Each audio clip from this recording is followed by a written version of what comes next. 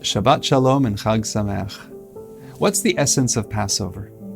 You know, if one thinks about what the holiday is about, the values of the holiday, you might come to the conclusion that Passover is about freedom. Passover is about redemption. Passover is about faith. Passover is about family. Passover is about community, and all those answers are correct. Rav Tzadok HaKohen in the 19th century in Poland offered a beautiful insight. He said the essence of Passover can be found in the very first Mishnah, the very first teaching in tractate Psachim, the tractate in our Talmud, which speaks about Passover.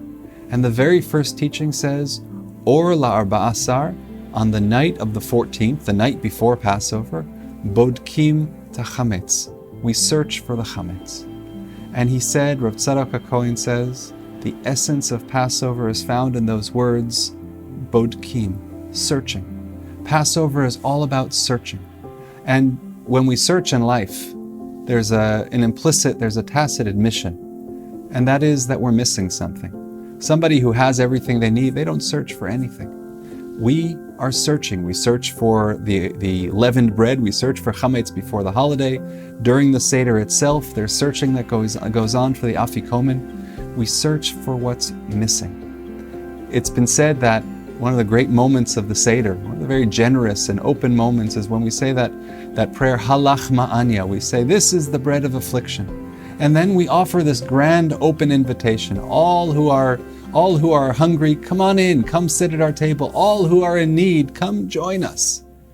It's a strange phrase because as we say these words, we're sitting around our Passover Seder, our table. We're sitting with friends and family. Our door is closed, and yet we're saying, all who are hungry, all who are in need. Would it be better to say these words when we go to the front door, we open the door for Elijah the prophet?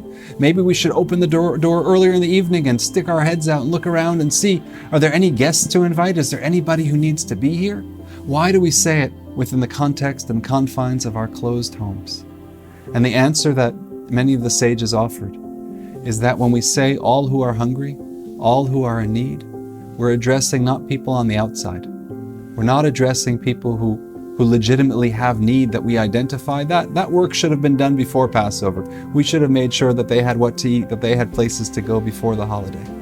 When we say all who are in need, we're talking about ourselves. When we say all who are hungry, we're speaking to ourselves and we're looking within, trying to identify what are we missing in our lives and what do we search for on this night of searching, on this night of looking, on this night of finding solutions to the problems of our lives. So what are the problems of our lives? Well, for each person, for each individual, there's going to be a different answer. But the question is important. That's another lesson of Passover. The questions are of the essential importance. Asking ourselves the questions, what do I need? And on a global scale as well, what's missing? What's missing from our lives? There's so much that's missing. I heard a story recently that deeply moved me. And it was a story about the great Rabbi Moshe Feinstein, one of the great leaders of North American Jewry in the last century. And Rav Moshe, as he was known, one of the things he was known for was being considerate of others and always being on time. He was considerate of others to the point where if the car that he was driving or was being driven in, if it came next to a bus, and the question was, who goes first, the car or the bus? He always said, let the bus go first, because there are more people on the bus, and the amount of time that would be wasted, even if my car goes first and everyone there has to wait an extra 5 seconds, well, you multiply 5 seconds by 30, 40 people on that bus, you've wasted minutes of time. And me, I'm just one person, so let me waste my 5 seconds, let them go first. His consideration of others was legendary. And one time, it was said that one of his students came to pick him up for a lecture. He was never late, always respectful of time. And the student sat outside the house, and Rav Moshe, he wasn't there, he didn't come out, so the student went into the house to investigate. He had that kind of home where students would walk in and out, and so the student walked into the house and he saw that the door to Rav Moshe's study was closed most of the way. It was open a crack, and as he walked towards the study to see what was going on, he heard cries coming from within the study. And he moved closer and he heard, it sounded like 2 people were crying. And Rav Moshe, his teacher, was one of those people who were crying. And so he opened the door a crack and he saw Rav Moshe, another elderly man as well, together crying. And the student said, can I help? Is there something I can do? And Rav Moshe said, I know I'm late. Just give me another moment, I'll be right there. And a few minutes later, Rav Moshe walks out with the man, with the elderly man. Both of their eyes are bloodshot. Both of their eyes are red from tears. And the elderly man walks off. Rav Moshe went with the student into the car. And the student asked Rav Moshe, he said, if I could be so audacious, can I ask, why were you and that man crying? Was something terrible happen? And Rav Moshe looked at the student. He said, to tell you the truth, I don't know. This man came into my office. I couldn't quite understand what he was saying. He was muttering, he was mumbling a bit, and he was crying. And when another Jew and when another person is crying, and you can't help them, how can you not cry along with them? He said, that's why I was crying. I was crying in sympathy with this other human being. Compassion is one of those aspects of life that we could always use greater doses of. We could always use more. Right now, as we look around the world, we see, of course, the tragedy in Ukraine. We see the results of Russian aggression, of Putin's aggression on Ukraine. We look to Israel and we look at this wave of terror that's gripped Israel in the last week and change. And how can we not note what's missing and cry along with them? And how can we not, as well as we look for what's lacking, what's missing in our lives, how can we not use this moment of Passover to have an inner reckoning and to say, okay, a generation from now, our children, our grandchildren are going to ask us, when that tragedy was unfolding, what did you do?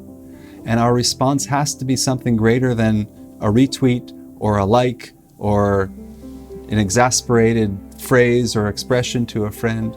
What did we do? And I'm not sitting here in these moments before Passover proposing solutions, but only that these questions must be asked of ourselves. Passover is about searching, and it's about searching for the answers to the questions that will repair the brokenness of our lives. And I bless you and ask each of you to bless me and my family in return, that we should ask the right questions and we should find the answers that will bring blessing and healing to ourselves, to Israel, and to the entire world. Shabbat Shalom and Chag Kasher V'Sameach.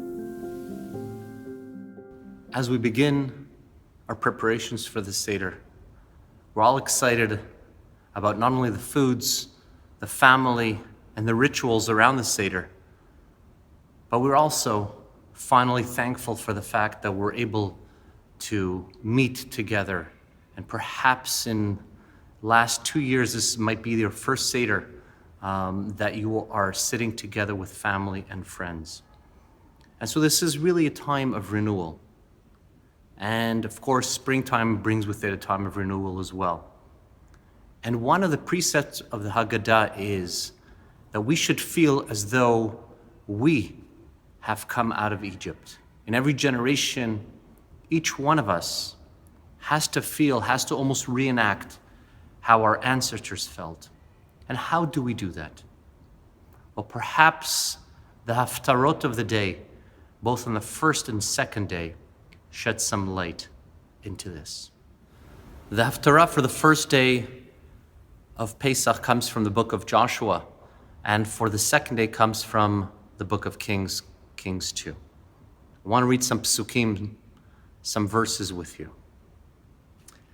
בעת ההיא אמר השם אל יהושע עשה לך חרבות צורים ושוב מול את בני ישראל שנית ויעש לו יהושע חרבות צורים ויעמול את בני ישראל אל גבעת הערלות. ויצב המלך את חלקיהו הכהן הגדול ואת כהני המשנה ואת שומרי הסף להוציא מיכל השם את כל הכלים העשויים לבעל ולאשרה ולכל צבע השמיים וישרפם מחוץ לירושלים בשדמות הקדרון, ונשא את עפרם בית אל. I think both of these haftarot teach us something about feeling true freedom. Of course, we cannot reenact leaving Egypt. Perhaps we sit in a wonderful home. We have luxuries of food, abundant food, clothes on our back, shoes on our feet. How do we reenact? And so these two haftarot teach us that perhaps the way that we enact freedom is what Pesach is all about.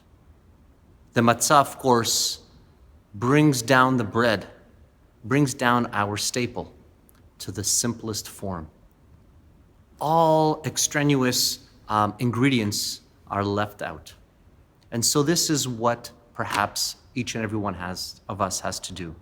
In the first haftarah, Joshua circumcises all the males who during the generation of the wilderness were not circumcised. And so they had to be part of the creation, partnership with God, and had to remove that part, the orla, in order to finally be ready to go into the land of Israel. And likewise, the king in the second haftarah had to remove all the items that were brought into the Beit HaMikdash that were improperly brought in there. He had to cleanse and had to remove all extraneous items in order to restore balance, go back to the basics. And so perhaps this is the lesson of true freedom. In order for us to really feel free, we have to remove the excess in our life that really brings no asset, brings us nothing, no gain. And perhaps sometimes by going to the basics, going for simplicity, we are freed. So to each and every one of you, may you feel free. May you enact and reenact that which our ancestors felt a long time ago, losing and shedding the burden. And I wish you a Shabbat Shalom and a Chag Kasher V'Sameach.